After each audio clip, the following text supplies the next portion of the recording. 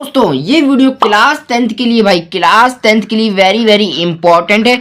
और आप लोगों का 11 मार्च को 11 मार्च को आप लोगों का सामाजिक विज्ञान का पेपर है। क्या है सामाजिक विज्ञान का आप लोगों का पेपर है 11 मार्च को। और इस वीडियो में आप लोगों का सभी महत्वपूर्ण जो एमसीक्यू होता है, बहुविकल्पी जो क्वेश्चन होता है, शुरुआत में आप लोगों को यहाँ पर 2025 बोर्ड एग्जाम में 11 मार्च को आप लोगों को सामाजिक विज्ञान में 20 एमसीक्यू मिलेंगे। 20 एमसीक्यू जो आप लोगों को 20 में से 20 आप लोगों को कैसे यहाँ पर हल करना है, और हर विषयों की यहाँ पर हम तैयारी करवाएंगे।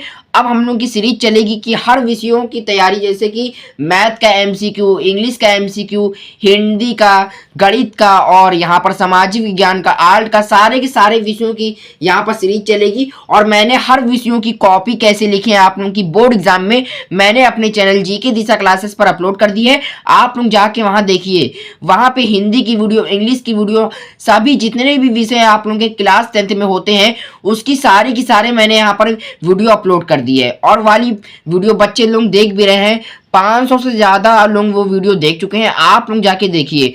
और अब हम लोग की सीरीज क्या चलेगी, जो एमसीक्यू, सारे के सारे विषयों का एमसीक्यू आप लोगों का मिल जाएगा एक एक करके। आज हम लोग वीडियो डाल रहे हैं जो कि सामाजिक विज्ञान। सामाजिक विज्ञान में आप लोग 20 में से 20 आप लोग कैसे यहाँ पर हल करेंगे। और ये वीडियो क्लास 10th के लिए वेरी इंपॉर्टेंट है, मैं आप लोगों को बार बार बता रहा हूँ। और अगर आप लोगों के कोई क्लासमेट हैं या आप लोगों के फ्रेंड है तो उनको ये वीडियो शेयर कर दिए अपने स्कूल वाले ग्रुप पे आप लोग शेयर कर दिए, जिससे कि उनको भी कुछ बेनिफिट मिल सके। चलिए हम लोग स्टार्ट करते हैं। और अभी तक आप लोग यहाँ पे हमारे चैनल पर ये वीडियो देख रहे हैं तो अभी तक आप लोगों ने वीडियो को लाइक नहीं किया तो वीडियो को तुरंत लाइक कर दिए और चैनल को सब्सक्राइब कर दिए, क्योंकि ऐसी इंटरेस्टिंग और बहुत ही नॉलेज से हम लोग यहाँ पर इंपॉर्टेंट वीडियो मैं लाता हूँ जो कि बोर्ड एग्जाम के लिए वेरी वेरी इंपॉर्टेंट है। आप लोग सब्सक्राइब कर लिए, क्योंकि अगली वीडियो इससे भी धमाकेदार हो सकती है। चलिए हम लोग देखते हैं यहाँ पर। और मैं यहाँ 20 ना 30 ना 20 ना 40 मैं आप लोगों को यहाँ पे गिनती से आप लोगों को नहीं पढ़वाऊंगा। पूरी की पूरी सामाजिक विज्ञान में जितने भी महत्वपूर्ण यहाँ पर एमसीक्यू होते हैं मैं सारे के सारे इसी वीडियो में आप लोगों का कवर कर दूंगा। तो चलिए देखते हैं। हमारा जो पहला 20-20 से क्वेश्चन उठाते हैं जो कि इंपॉर्टेंट है।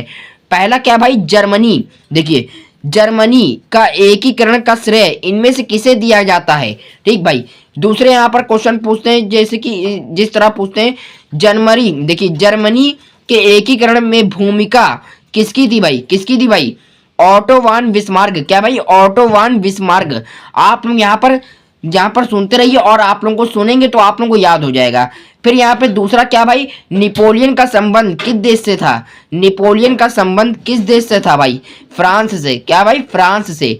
फिर तीसरा जो हमारा इंपॉर्टेंट ये देखिए, इटली का एकीकरण किसके नेतृत्व में किया गया। इटली का एकीकरण किसके नेतृत्व में किया गया। देखिए क्या गैरीबाल्डी। गैरीबाल्डी आप लोगों को यहाँ पर पढ़ लेना है। फिर 1848। देखिए 1848 की फ्रांसीसी राज्य क्रांति के फलस्वरूप क्या हुआ था गणतंत्र की स्थापना। गणतंत्र की स्थापना। फिर जर्मन। देखिए जर्मन संस्कृति। देखिए जर्मन संस्कृति में वोल्टिस्ट का आशय था। क्या था राष्ट्रीय। राष्ट्रीय। फिर जोसेफ मैक्सीन। एक एक हम लोग देखेंगे जो कि इंपॉर्टेंट है, बस वही आप लोगों को मैं बताऊंगा। जोसेफ मैक्सीन द्वारा स्थापित गुप्त संगठन था यंग इटली। क्या यंग इटली। फिर नेपोलियन की पराजय। नेपोलियन की पराजय कब हुई थी 1850, मतलब कि 1815 में। क्या था 1850 1815। ऑटो वान बिस्मार्क। ऑटो वान बिस्मार्क का संबंध किस देश से था किस देश से था जर्मनी। क्या जर्मनी। ठीक फिर यहाँ पर वेन्या की संधि। वेन्या की संधि कब हुई थी 1815। क्या 1815 1850 आप लोग याद रखिए 1850। फिर यहाँ पर जिसमें मैक्सीन का संबंध किससे था इटली के एकीकरण से। इटली के एकीकरण से। फिर यहाँ पर क्या था ये देखिए नेपोलियन। नेपोलियन में कौन सा 1804 के नेपोलियन कोड में नहीं जोड़ा गया था क्या नहीं जोड़ा गया था जन्म से प्राप्त विशेष अधिकार। जन्म से प्राप्त विशेष अधिकार। फिर क्या था यहाँ पर। फिर 1789 में फ्रांस किस प्रकार का राज था क्या था सीमित राजतंत्र। क्या था सीमित राजतंत्र। अब चलते हैं जो हमारा अगला लेसन है उसमें देख लेते हैं इंपॉर्टेंट आप लोगों के एमसीक्यू कौन से हैं। ये देखिए भारतीय राष्ट्र कांग्रेस की स्थापना कब हुई थी भाई? भारतीय राष्ट्र कांग्रेस की स्थापना कब हुई थी? देखिए 1885, 19 देखिए 1885, 1885। फिर भारत में राष्ट्रपिता, भारत में राष्ट्रपिता कहकर किसको संबोधित किया जाता है भाई? किसको कहा जाता है भाई? महात्मा गांधी, महात्मा गांधी। फिर हिंद स्वराज पुस्तक के लेखक हैं कौन है भाई? महात्मा गांधी, महात्मा गांधी। फिर एक और जो इंपॉर्टेंट क्वेश्चन है जो कि आ जाता है, लगातार आता है, 2024 बोर्ड एग्जाम में भी आया था और अब की बार 100% ये आएगा आप लोगों के 11 मार्च सामाजिक विज्ञान के पेपर में 2025 में आएगा और ये हर सेट में छप चुका है। क्या भाई? पूना पैक्ट किन दो नेताओं के बीच हुआ? पूना पैक्ट किन दो नेताओं के बीच हुआ? गांधी जी और डॉक्टर भीमराव अम्बेडकर, गांधी जी और डॉक्टर भीमराव अम्बेडकर। फिर भाई दूसरा जो क्वेश्चन है यहाँ पर, सविनय, देखिए सविनय अवज्ञा आंदोलन कब चलाया गया भाई? कब चलाया गया भाई? 1930। क्या होगा भाई? 1930, 1930, 1930। फिर यहाँ पर एक और जो इंपॉर्टेंट क्वेश्चन है मैं आप लोगों को बीच बीच से करवा रहा हूँ, करो या मरो का नारा, करो या मरो का नारा किसका था भाई? महात्मा गांधी, महात्मा गांधी। फिर वंदे मातरम, वंदे मातरम गीत किसके द्वारा लिखा गया था? बंकिम, देखिए बंकिम चंद्र। असहयोग आंदोलन, असहयोग आंदोलन का मुख्य कारण क्या था भाई? असहयोग आंदोलन का मुख्य कारण क्या था भाई? यहाँ पर क्या था भाई? यहाँ पर खिलाफत आंदोलन। क्या था भाई? असहयोग आंदोलन का मुख्य कारण क्या था? खिलाफत आंदोलन। फिर इसके बाद जो इंपॉर्टेंट क्वेश्चन है हम लोग का यहाँ पे नीचे आता है जो कि 2022 और 23 में ये लगातार आया है, इसको आप लोग याद कर लीजिए। चोरी चोरा कांड किस वर्ष घटित हुआ था भाई? चोरी चोरा कांड किस वर्ष हुआ था? 1922, 1922, 1922, 1922 आप लोग याद कर लिए। फिर जलियांवाला बाग, देखिए जलियांवाला बाग कांड में गोलियां किसने चलाई थी भाई? जो जलियांवाला बाग यहाँ पे कांड हुआ था अमृतसर में, वहां किसने गोलियां चलाई थी भाई? जनरल डायर, जनरल डायर ने। फिर जलियांवाला बाग की घटना कब हुई थी भाई? 13 अप्रैल सन 1919, 13 अप्रैल सन 1919। फिर निम्नलिखित में से किसने बरदोली सत्याग्रह का नेतृत्व किया था भाई? कौन किसका भाई? सरदार वल्लभ भाई पटेल, सरदार वल्लभ भाई पटेल। फिर इसके बाद हिंद, देखिए स्वराज मेरा, ये देखिए स्वराज मेरा जन्मसिद्ध अधिकार है, मैं इसे लेकर रहूंगा, ये किसका कथन था भाई? ये किसका कथन था? आप लोग सभी जानते होंगे, बाल गंगाधर तिलक, बाल गंगाधर तिलक। फिर इसके बाद क्या था भाई? भारत छोड़ो आंदोलन, भारत छोड़ो आंदोलन किसने शुरुआत की थी भाई? किसने शुरुआत की थी? महात्मा गांधी, भाई महात्मा गांधी। फिर इसके बाद यहाँ पर जो मैंने आप लोगों को बता दिया, हिंद स्वराज पुस्तक के लेखक कौन है भाई? महात्मा गांधी। कौन है भाई? महात्मा गांधी। इसके साथ हम लोग और देखते हैं अगले लेसन में जो हम लोग के इंपॉर्टेंट एमसीक्यू हैं। इसी वीडियो में आप लोगों का सारा एक ही वीडियो में सामाजिक विज्ञान के बहुविकल्पी पूरे के पूरे समाप्त हो जाएंगे। देखिए आ चुका हम लोग यहाँ पर तीसरे लेसन पे 18वीं, देखिए 18वीं शताब्दी तक संसार के कौन से देश सबसे धनी माने जाते थे? कौन थे भाई? चीन और भारत, चीन और भारत। फिर महामंदी का शुरुआत कब हुआ था भाई? देखिए 1920, 1929। क्या हुआ था भाई? 1929। फिर भाई यहाँ पे देखिए देखिए जमीन को उपजाऊ बनाकर गेहूं व कपास की खेती हेतु कार्नोक कॉलोनी कहाँ बनाई गई है भाई? पंजाब में। क्या भाई? पंजाब में। ठीक, आप लोगों को जो वेरी वेरी इंपॉर्टेंट मैं आप लोगों को मैं बता रहा हूँ, इसको आप लोग नोट कर लिए या इस वीडियो को बार बार देखिए, आप लोगों को तभी याद होगा। बहुत लोग बच्चों को ऐसे होता है जो आप लोग पढ़ते रहते हैं तब भी नहीं याद होता है, और ऐसे बच्चे होते हैं जो वीडियो देखकर ही याद कर लेते हैं। तो आप लोग इस वीडियो को बार बार देखिए, और ये वीडियो थोड़ा लॉन्ग बनेगी तो इसमें आप लोग यहाँ पर इंटरेस्ट होकर पढ़िए।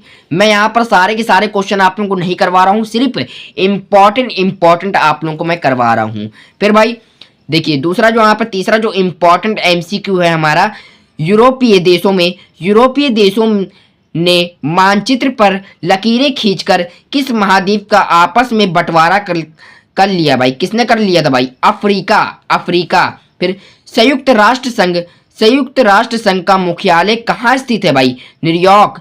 क्या भाई? न्यूयॉर्क। फिर भाई अफ्रीका, देखिए अफ्रीका में किस बीमारी के कारण जानवरों की मृत्यु हो गई थी भाई? Red paste. ठीक, ये एक बीमारी थी यहाँ पर।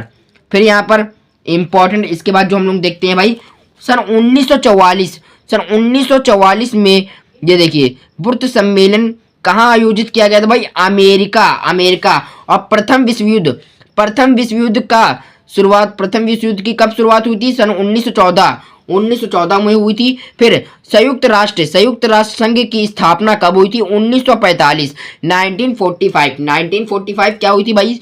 संयुक्त राष्ट्र संघ की स्थापना कब हुई थी? 1945। आप लोग यहाँ पर अपने दिमाग में छाप लिए और ये छप चुका है यहाँ पर 11 मार्च को। आप लोगों को यही क्वेश्चन मिलेगा। अभी भी आप लोगों के पास समय है, आप लोग याद कर लिए बहुत ही अच्छे तरीकों से। ठीक, जो मैं आप लोगों को इंपॉर्टेंट बता रहा हूँ, बस आप लोग वही तैयार करिए। निम्नलिखित में से कौन से देश केंद्रीय शक्तियों में सम्मिलित था भाई? कौन था भाई? जर्मनी। फिर भाई यहाँ पर एक और जो इंपॉर्टेंट क्वेश्चन है भाई, अंतरराष्ट्रीय मुद्रा कोष IMF की स्थापना कब हुई थी भाई? सन 1944, 1944। अब चलते हैं जो हमारा अगला लेसन है उसका इंपॉर्टेंट MCQ देख लेते हैं। ये देखिए भाई, जापान की सबसे प्राचीन पुस्तक का नाम क्या है भाई? क्या है भाई? डायमंड सूत्र। फिर भाई इसके बाद जो इंपॉर्टेंट भाई यहाँ पर जो है लोइस सेबेलिया। देखिए लोइस सेबेलिया कौन थे भाई? उपन्यासकार थे। फिर यहाँ पर देखिए पुण्य जागरण की शुरुआत किस देश में हुई थी? किस देश में की गई भाई? इटली में। फिर भाई इसके बाद जो इंपॉर्टेंट है भाई यहाँ पर ब्रिटेन में छपाई की तकनीक, देखिए जो तकनीक होती है यहाँ पर किस देश से आई थी भाई? इटली से आई थी। फिर इसके बाद हाथ के कागज पर हस्तलिखित पुस्तकों को कहा जाता था पांडुलिपि। क्या भाई? पांडुलिपि। इसको आप लोग देख सकते हैं इसी प्रकार लिखा है। ठीक, आप लोगों को याद करना है। फिर भारत में पेंटिंग प्रेस किस शताब्दी में आई थी भाई? देखिए क्या आई थी भाई? 16वीं शताब्दी में। अब चलते हैं जो हमारे इंपॉर्टेंट MCQ हैं। ये देखिए भाई, इसमें जो सबसे इंपॉर्टेंट ये देखिए दो हैं यहाँ पर। गुलामगिरी का लेखक कौन था भाई? गुलामगिरी का लेखक कौन था जो कि इंपॉर्टेंट है और ये हर साल आता है भाई। 2020 में भी हर सेट में आया था। ये देखिए मैं यहाँ पे, ये देखिए आप लोगों को एग्जाम्पल दे के मैं बता रहा हूँ, ये दोनों आए थे 2020 में। इसको आप लोग याद कर लीजिए। क्या भाई? किसने लिखा था भाई? ये ज्योतिबा फूले। फिर दूसरा यहाँ पर जो इंपॉर्टेंट भाई क्या है भाई? केसरी नामक पत्रिका के संपादक पर निम्नलिखित में से किसे 1908 में कैद कर लिया गया? बाल गंगाधर तिलक। अब चलते हैं जो हमारा अगला लेसन है उसमें इंपॉर्टेंट MCQ कौन से हैं उसको देख लेते हैं। अब भाई हम लोग के हिस्ट्री के इतिहास के हम लोग ने पूरा यहाँ पे कवर कर लिया है MCQ। अब जो हमारा इंपॉर्टेंट जो यहाँ पर पड़ता है यहाँ पर, ये देखिए संसाधन एवं विकास, जो कि ज्योग्राफी। हम लोग यहाँ पर भूगोल भी यहाँ पर पूरा समाप्त कर लेंगे। देखिए भूमि एक क्या है? भूमि एक संसाधन है। क्या भाई? प्रगति। फिर चाय की खेती के लिए कौन सी मिट्टी उपयुक्त है? लेटराइट मिट्टी। ठीक, फिर यहाँ पे निम्नलिखित एक मिट्टी का प्रकार नहीं है। कौन है भाई? सीमेंट नहीं है। फिर यहाँ पर निम्नलिखित किस राज्य में सीढ़ीदर खेती की जाती है भाई? उत्तराखंड में की जाती है। फिर इसमें निम्नलिखित में से किसकी अधिक मात्रा जलोढ़ मिट्टी में पाई जाती है भाई? इनमें से सभी पोटेशियम और चूना जो अपोषण जो तत्व होते हैं इनमें से सभी पाया जाता है भाई। फिर निम्नलिखित में से किस राज्य में लाल मिट्टियां पाई जाती हैं भाई? किस में पाई जाती हैं? ओडिशा में। फिर निम्नलिखित किस राज्य में सबसे अधिक प्रतिशत कृषि भूमि पर खेती होती है? किसमें होती है भाई? पंजाब में सीढ़ीदर खेती भी की जाती है। आप लोग यहाँ पे ध्यान रखिए, इंपॉर्टेंट बात है यहाँ पर। फिर पर्वतों पर मृदा अपवर्तन का संसाधन, देखिए संसाधन है भाई हिमनद। लाल पीली मिट्टी पाई जाती है ढक्कन के पठार पे। फिर पंजाब में भूमि निमीकरण का मुख्य कारण क्या है भाई? अधिक सिंचाई भाई। फिर एक और इम्पोर्टेंट जो क्वेश्चन है भाई, कपास की खेती के लिए मुख्य कौन सी मृदा उपयुक्त होती है भाई? काली मिट्टी, काली मिट्टी भाई आप लोग याद रखिए। और जो सबसे इंपॉर्टेंट है 2023 के पेपर में हर सेट में आया था, आप लोगों को यहाँ पर याद कर लेना। देखिए लेटराइट मिट्टी, लेटराइट मिट्टी किस राज्य में पाई जाती है? किस राज्य में पाई जाती है भाई? महाराष्ट्र, महाराष्ट्र। चलिए हम लोग और देखते हैं जो इंपॉर्टेंट एमसीक्यू है और लेसन के। ये देखिए बीच बीच से हम लोग जो लेसन जो इंपॉर्टेंट है उसके एमसीक्यू मैं आप लोगों को करवाऊंगा। निम्नलिखित में से कौन सा उद्योग चूना पत्थर को कच्चे माल के रूप में प्रयुक्त करता है भाई? कौन करता है भाई? एनसीईआरटी भाई, एनसीईआरटी का है 2023 का है भाई। Cement, cement. फिर यहाँ पर निम्नलिखित कौन सा उद्योग बैक्साइट को कच्चे माल के रूप में प्रयुक्त करता है भाई? एल्यूमिनियम। देखिए एल्यूमिनियम प्रगलन, प्रगलन। ठीक, यहाँ पर आप लोगों को यहाँ पे ध्यान रखना है। फिर यहाँ पे निम्नलिखित में से कौन सा उद्योग दूर, देखिए दूरभाष मतलब कि दूर जो भाषा होती है, यहाँ पर दूर लोगों से बात कर सकते हैं, और कंप्यूटर आदि संयंत्र निर्मित करता है भाई? कौन करता है भाई? यहाँ पे कौन करता है आप लोग बताइए? एल्यूमिनियम, एल्यूमिनियम प्रगलन। क्या भाई? एल्यूमिनियम प्रगलन, जो कि एनसीईआरटी का है, आप लोग यहाँ पे ध्यान रखिए। फिर यहाँ पर जो एक और इम्पोर्टेंट भाई, निम्नलिखित में से कौन सा एक आधारभूत उद्योग है भाई? कौन है भाई? लौह और स्थापक, लौह और स्थापत। फिर यहाँ पर निम्नलिखित में कौन सा नगर भारत की इलेक्ट्रॉनिक राजधानी के रूप में जाना जाता है? कौन भाई? बेंगलुरु, बेंगलुरु। आप लोगों को यहाँ पे कर लेना है। बंबई आप लोगों को नहीं लिखना है, आप लोगों को इस तरह आप लोगों को यहाँ पे टिक लगाना है, सिर्फ और सिर्फ आप लोगों को गोला भर के आना है आप लोगों को।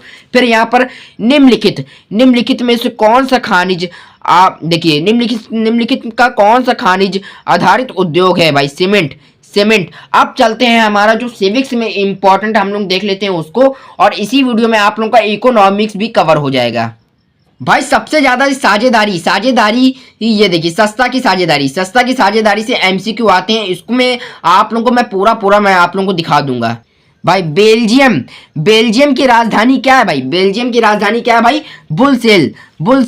फिर बेल्जियम में किस प्रकार की सरकार है भाई? सामुदायिक सरकार। श्रीलंका एक डैश है, श्रीलंका एक डैश क्या है भाई? द्विपति देश। फिर श्रीलंका स्वतंत्र राष्ट्र कब घोषित हुआ था भाई? देखिए 1948 आप लोगों को ध्यान रखना है यहाँ पर। फिर बाद में आप लोगों को जो इंपॉर्टेंट क्वेश्चन क्या भाई? देश की अखंडता तथा एकता के लिए क्या आवश्यक है भाई? सत्ता की साझेदारी। फिर यहाँ पर श्रीलंका में, देखिए श्रीलंका में निम्नलिखित में से कौन सा बहुसंख्यीय वर्ग है? सिंगली। अब चलते हैं जो हमारा अगला लेसन है उसके इंपॉर्टेंट एमसीक्यू आप लोगों के कौन से हैं, मैं उसका भी आप लोगों को कवर करवा दूंगा। ये देखिए आप लोगों को मैं दिखा देता हूँ। देखिए सबसे इंपॉर्टेंट आप लोगों को यहाँ पे ये करना है। देखिए 2020 और 21 में आ चुका है, इसको आप लोग कवर कर लिए। निम्नलिखित में से कौन सा राज्य है? ये देखिए निम्नलिखित का कौन सा संघीय राज्य नहीं है भाई? दिल्ली नहीं है यहाँ पर। फिर भारत में पंचायती राष्ट्र, देखिए भारत में पंचायती राज्य की स्थापना कब हुई थी भाई? 1992। भारत में कुल राज्य संघ, देखिए भारत में कुल कितने संघीय राज्य हैं भाई? 28 है भाई। फिर यहाँ पे वर्तमान भारत में संघ प्रणाली में, देखिए वर्तमान भारत में संघ प्रणाली में कितने केंद्र शासित प्रदेश हैं? 8 हैं, पहले 7 थे अब 8 हो गए। ठीक भाई। फिर हिंदी किस प्रकार की भाषा है? राज्य भाषा। आप लोगों को यहाँ पे ध्यान रखना है। फिर यहाँ पर भारतीय संघ में अभीष्ट शक्तियां किसको प्राप्त है भाई? है? ये देखिए संघ। ठीक, आप लोग यहाँ पे ध्यान रखना है। फिर संविधान किसके अनुसार है? संविधान के अनुसार भारत की राष्ट्रीय भाषा, मतलब कि राष्ट्रभाषा कौन सी है संविधान के अनुसार? ये देखिए हिंदी और अंग्रेजी कोई नहीं है यहाँ पर, हिंदी मतलब कि समान हिंदी जो बोलते हैं यहाँ पर वही राष्ट्रीय भाषा है हम लोग की। फिर इसके बाद जो इम्पोर्टेंट इकोनॉमिक्स के अर्थशास्त्र के इम्पोर्टेंट क्वेश्चन है, मैं भी आप लोगों को इसी वीडियो में आप लोगों का पूरा यहाँ पर क्लास 10 सामाजिक विज्ञान के एमसीक्यू पूरे की पूरे इसी में समाप्त हो जाएंगे। चलिए देख लेते हैं, स्पीड के साथ चलते हैं हम लोग। प्रति व्यक्ति आय से आपका, देखिए प्रति व्यक्ति आय से क्या तात्पर्य है? देखिए राष्ट्रीय आय में जनसंख्या को देखिए भाग देकर प्रति व्यक्ति आय, ठीक, ये आप लोगों को करना है। फिर यहाँ पर फिर निम्नलिखित में से किसे औसत आय भी कहते हैं? प्रति व्यक्ति आय। फिर निम्नलिखित में से किस राज्य की प्रति व्यक्ति आय सर्वाधिक है? हरियाणा। फिर निम्नलिखित में से कौन सा विकासित देश है भाई? कौन सा भाई विकासित देश? फ्रांस। आप लोगों को याद रखना है। फिर विकास का महत्वपूर्ण घटक कौन है भाई? औसत आय। फिर यहाँ पर प्रति व्यक्ति आय को अन्य किस नाम से जाना जाता है? औसत आय। आप लोगों को यहाँ पे ध्यान रखना है। इसी तरह हम लोग यहाँ पर एक और इम्पोर्टेंट क्वेश्चन पे चलते हैं, इम्पोर्टेंट लेसन पर, जो कि हमारा लास्ट है यहाँ पे, इस वीडियो का लास्ट यहाँ पे लेसन है। और जितने एमसीक्यू अभी बचे हैं वो अगली वीडियो में आप लोगों की आ जाएगी। सामाजिक विज्ञान की एक और मैं वीडियो बनाऊंगा, क्योंकि एक ही वीडियो में अगर मैंने आप लोगों को सारे के सारे एमसीक्यू मैंने आप लोगों को पढ़ा दिया तो आप लोगों को यहाँ पर बोरिंग हो जाएगा और आप लोगों को याद नहीं होगा। ठीक है भाई, शॉर्ट करके मैं आप लोगों को बताऊंगा। देखिए, भारत में सबसे अधिक शिशु मृत्यु दर वाले 2 राज्य कौन से भाई? ओडिशा और मध्य प्रदेश। फिर कौन सा क्षेत्रक सबसे अधिक रोजगार देता है? प्राथमिक क्षेत्रक। फिर यहाँ पर आप लोगों को यहाँ पर एक और जो इम्पोर्टेंट क्वेश्चन है भाई, यहाँ पर ये देखिए, निम्नलिखित में से कौन सा व्यक्ति असंगठित क्षेत्र के अंतर्गत आता है? कृषि मजदूर। आप लोगों को यहाँ पे ध्यान रखना है यहाँ पर। फिर यहाँ पर जो एक और इम्पोर्टेंट क्वेश्चन है भाई, सेवा क्षेत्र निम्नलिखित में से किस क्षेत्र में सम्मिलित किया जाता है भाई? किसमें किया जाता है भाई सम्मिलित? तृतीय क्षेत्रक, मतलब कि तीसरा जो क्षेत्रक होता है उसमें करा जाता है। चलिए, आप लोगों को ये वीडियो कैसी लगी आप लोग बता दिएगा। इसी वीडियो में मैंने आप लोगों को कवर करवा दिया है एमसीक्यू, और वो भी सभी के सभी सामाजिक विज्ञान के महत्वपूर्ण आप लोगों को एमसीक्यू मैंने बता दिए हैं। और अगली वीडियो में आप लोगों के लिए फिर ले आऊंगा जो एमसीक्यू इसमें नहीं हुए हैं। अगली वीडियो में आप लोगों के लिए उसमें आप लोगों के एमसीक्यू कवर हो जाएंगे। तो आप लोग यहाँ पर इस वीडियो को आप लोग लाइक करिए और सपोर्ट करिए। आप लोग कमेंट में लिख दिए नेक्स्ट वीडियो आप लोगों के लिए ले आऊंगा। और चैनल को सब्सक्राइब कर दिएगा। वीडियो पसंद आए तो वीडियो को लाइक कर दिएगा। आप लोग बस ऐसे ही आप लोग तैयारी करते रहिए, और बोर्ड एग्जाम में आप लोगों को 70 में 70 लाने से और टॉपर बनने से कोई नहीं रोक सकता है भाई। चलिए ठीक है, आप लोगों को ये वीडियो कैसी लगी आप लोग बता दिएगा। हम लोग मिलते हैं कोई और वीडियो के साथ, कोई और नए टॉपिक के साथ। जब तक आप लोग बोर्ड एग्जाम की तैयारी करते रहिए। जय हिंद, जय भारत।